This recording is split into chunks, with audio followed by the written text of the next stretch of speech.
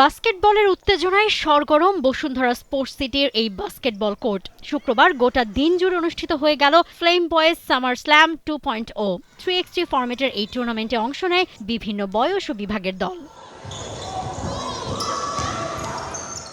Under 18 boys and girls সঙ্গে under 23 boys 3 ক্যাটাগরিতে অনুষ্ঠিত হয় মূল প্রতিযোগিতা। আন্ডার 18 বয়েজে 2 গ্রুপে লড়াই করে 8টি দল, আর আন্ডার 18 গার্লস আর আন্ডার 23 বয়েজ ক্যাটাগরিতে দল ছিল 4টি করে। তবে এছাড়াও ছিল আরও কচিকাচার মেলা, যারা খেলেছে আন্ডার 12 ক্যাটাগরিতে।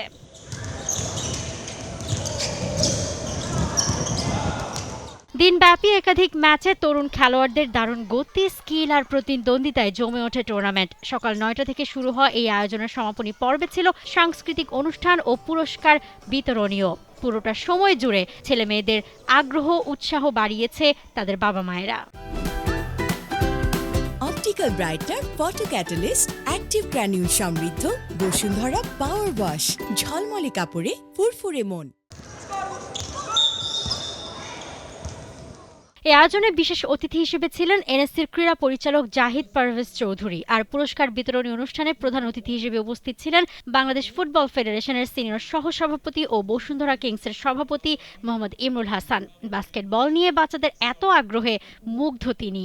আমি এখানে নিজে অভিভূত, কারণ এত এত ছেলে মেয়েদের অংশগ্রহণ, প্লাস পাশাপাশি প্যারেন্টস যারা আছে তাদেরও স্বতঃস্ফূর্ত অংশগ্রহণ আমাকে ভাবিয়ে তুলেছে বাস্কেটবল কেন এত পিছিয়ে আছে, বাংলাদেশে অন্যতম জনপ্রিয় খেলা হতে বাধ্য। এরকম আন্তর্জাতিক বাংলাদেশে সম্ভবত আমার জানা মতে এটাই একমাত্র।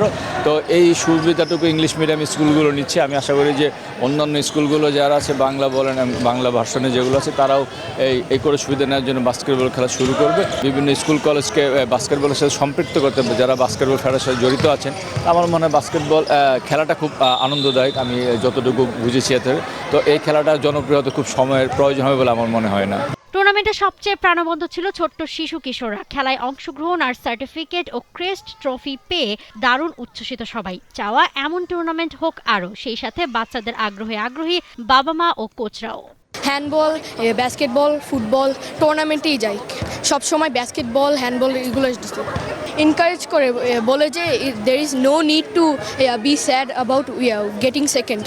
You can always win next time. ও খেলা ছাড়া কিছুই বোঝে না, খুবই পছন্দ। সকাল বিকাল খেলা। সামটাইমস আমি অনেক বকা দেয় যে পড়াশোনা করতে হবে, কিন্তু খেলা এত প্রিয় যে আমি আসলে সাপোর্ট না করে পারি না। ছোটোবেলা থেকে দেখতাম, এনবিএ দেখতাম, যখন ক্লাস 1-2 তখন থেকে দেখতাম। আবার খেলাটা অনেক ইউনিক লাগলো, ভালো লাগলো দেখে খেলা শুরু করলাম। এরপর থেকে ফ্রেন্ড খেলা।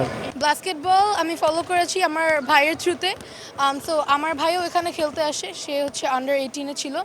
আমি বাস্কেটবল খেলা শুরু করেছি যখন আমি 4 বছর ছিলাম, তখন থেকে আমার আসলে কন্টিনিউ করা বাস্কেটবল। এটার কারণে আমি অনেক ভালো শিখতে পারি, টিম ওয়ার্ক শিখতে পারি, টিম স্পিরিট শিখতে পারি। আমি এটা প্রথমবার আন্ডারগ্রাউন্ড জিতছি, সো অনেক ডিফারেন্ট একটা ফিলিং। অনেক ভালো, সবকিছু অনেক অর্গানাইজড ভাবে ছিল। খেলাটাও সময় মতন শেষ হয়েছে। বাচ্চাদের যদি আমরা সুযোগ দেই, এরকম বাচ্চাদের সুযোগ খুব কম দেওয়া হয় টুর্নামেন্ট খেলার জন্য। বাচ্চারা ইউজুয়ালি কিন্তু আপনারা দেখবেন যে টুর্নামেন্ট যখন খেলে তখনই আপনারা একটা গেইন হবে বা হারবে, ওইটাই ওরা একটা এনকারেজ যে আমি আজকে প্রাইজ পাইছি বা আমি আজকে এই রেজাল্ট করছি, স্কোর করছি অপোনেন্ট টিমের সাথে। এইগুলা নিয়েই ওরা আজকে বেশি। তো আমাদের মেইন ফোকাসটাই হচ্ছে বাচ্চাদের নিয়ে। পুরস্কার বিতরণের পাশাপাশি আয়োজনে ছিল সাংস্কৃতিক অনুষ্ঠানও, মূলত তরুণদের বাস্কেটবলের প্রতি আগ্রহ বাড়ানো এবং প্রতিভাবান খেলোয়াড়দের জন্য প্রতিযোগিতামূলক প্ল্যাটফর্ম তৈরি করার লক্ষ্যেই এই আয়োজন ফ্লেম বয়েজের। টানা 2 বছর আয়োজনের পর ইচ্ছা সবার ভবিষ্যতে আরও বড় পরিসরে টুর্নামেন্ট করার। মৌসুমী Alam, T Sports. For more updates, subscribe to our YouTube channel and click on the bell icon. Follow us on Facebook and Instagram. Download T-Sports app to enjoy exciting games and highlights. Visit tsports.com.